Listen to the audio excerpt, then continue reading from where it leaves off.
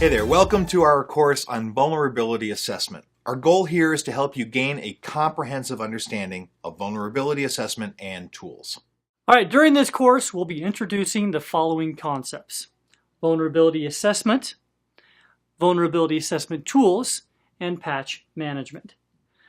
Now, by the end of this course, it's our hope that you will have a comprehensive understanding of vulnerability assessments.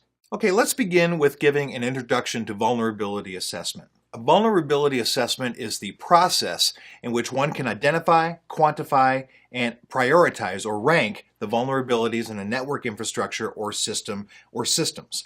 Vulnerability analysis is also called vulnerability assessment. Vulnerability analysis can estimate the effectiveness of proposed countermeasures and can evaluate their actual effectiveness after they are put to use.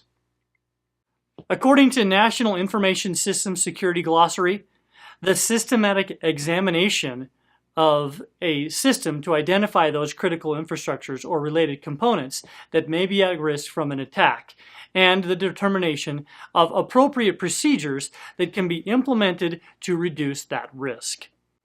The systematic examination of an information systems, or IS, or product to determine the adequacy of security measures, identify security deficiencies, provide data from which to predict the effectiveness of a proposed security measure, and confirm the adequacy of such measures after implementation.